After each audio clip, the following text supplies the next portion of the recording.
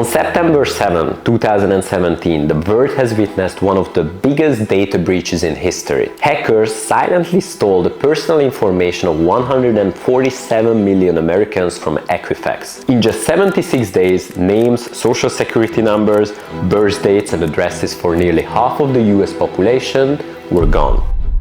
If a 30 billion company is not safe, can we honestly think that strong passwords and two-factor authentication are enough? Sadly, no.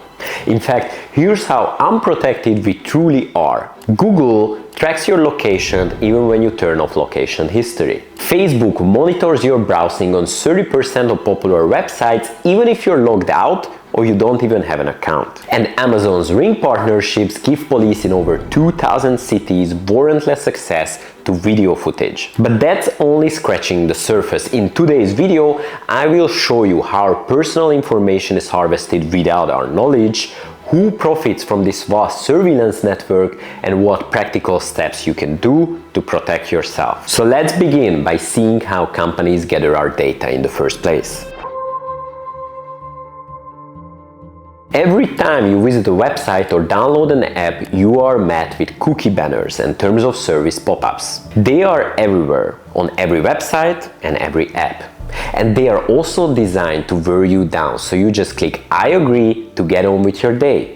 No wonder that 91% of Americans admit that they don't read a single word of these agreements. That single click often grants dozens of companies permissions to follow your every digital move, building a detailed profile of your habits, interests and vulnerabilities. And it's not just websites. Apps like Facebook track your location even when you're not using them, while weather apps like AccuWeather have been caught sharing precise data with advertisers despite users denying location permissions. Research shows that more than 1,300 Android apps use technical loopholes to bypass privacy settings.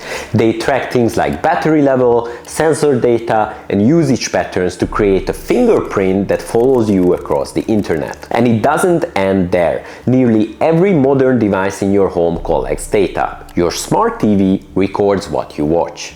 Vizio admitted scanning viewer screens every 12 seconds, resulting in a $2.2 million fine. Even Amazon admitted that Alexa does recordings that sometimes even contains personal conversations, and these recordings are then reviewed by thousands of employees.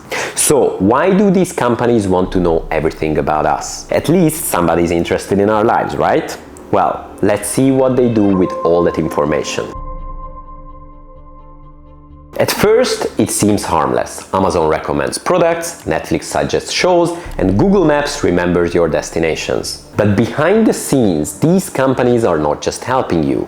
They are learning your patterns so that they can sell you more stuff. In 2012, Target's algorithms identified a teenage girl was pregnant before her own father knew. By analyzing subtle changes in her purchasing patterns, they detected her pregnancy and began sending her baby product coupons to her home. This wasn't guesswork, it came from years of studying millions of customer records to spot life-changing events. The finance industry also uses this data. Lenders analyze everything from how you fill out a form to whether you stay on a page too long, affecting your creditworthiness and the offers that you will see. Data manipulation can even shape entire political climates. In 2014, Facebook ran an experiment on 700,000 users without their knowledge, proving that it could influence people's emotions if they changed the tone of their news feeds. Imagine the power that this gives to political campaigns, foreign governments and interest groups. With the right data, they can subtly influence public perception without people ever realizing it. All of this can box you into an invisible cage. The information you see, the opportunities you get,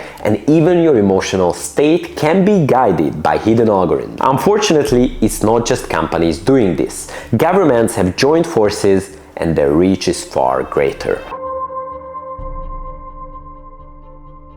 In 2006, former AT&T technician Mark T had a secret facility known as Room 641A where the NSA copied all internet traffic, emails, web searches and communications without warrants or public knowledge. Then a few years later, in 2013, Edward Snowden leaked thousands of classified NSA documents exposing PRISM, a surveillance program that gave the NSA direct access to Google, Facebook, and Apple servers. The same data companies collected for advertising was also used for mass surveillance. The Five Eyes Alliance, a secret intelligence partnership between the US, the UK, Canada, Australia, and New Zealand, allowed governments to spy on each other's citizens and share data without legal restrictions. Your personal information wasn't just owned by a few corporations, it was literally going global. Why is this partnership so concerning? If the government wants your data, they need a warrant.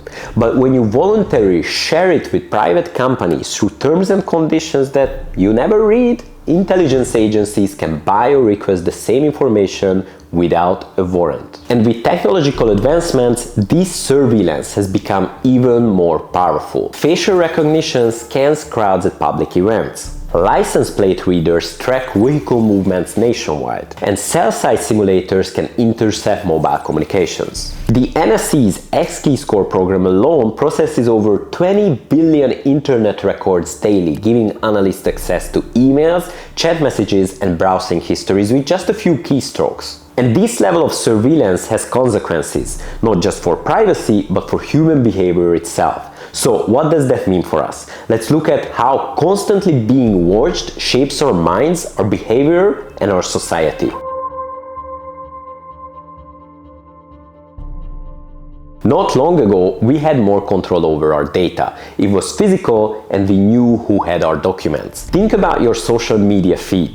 The videos that you watch, the news that you see, none of it is random. It is selected based on thousands of data points about you. This creates filter bubbles, trapping you in a digital world that reinforces your beliefs and limits your exposure to new perspectives. And this digital manipulation doesn't just affect opinions, it affects real-life opportunities. Uber was investigated for charging higher fares to iPhone users when their battery was low. Insurance companies adjust rates based on your online activity, not just your driving record. And job postings are selectively shown based on your demographic and browsing history, limiting access to opportunities. These subtle manipulations can lead to what experts call digital resignation. Dr. Nora Draper at the University of New Hampshire notes that when people realize that their privacy is being violated but feel powerless to stop it, it increases anxiety, helplessness, and even depression. And the consequences are real. In 2019, the Capital One data breach exposed 100 million customers' information,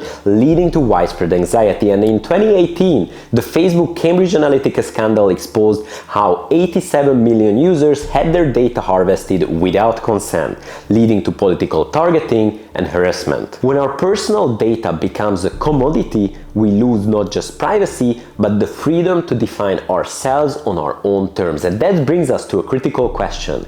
Can we do anything about this?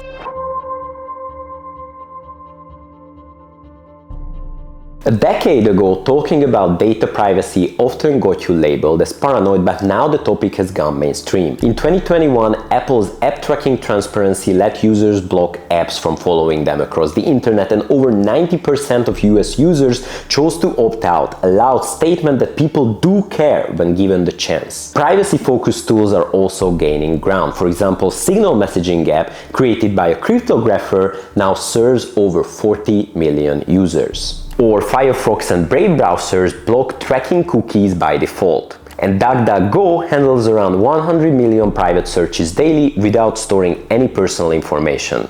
As these tools become more user-friendly, adoption rates grow and privacy-focused solutions become a competitive market. This in turn pushes political leaders to tighten rules and regulations, a cycle that ultimately benefits all of us. But that brings us to one final question. What can you do right now? Check privacy settings on your most used apps and devices to limit unnecessary data collection. Try a privacy-friendly alternative to at least one service that you use daily, like switching to DuckDuckGo for web searches. Be mindful about which personal details you share online, especially sensitive information. And report security flaws or suspicious behavior on websites or apps when you see them. Remember the Equifax breach that we started with? Nearly half of America saw their personal information stolen. And that reality shows how vulnerable we are when we rely on others to protect our data. Yet, if we understand what's happening and take even small steps, we can reclaim some control.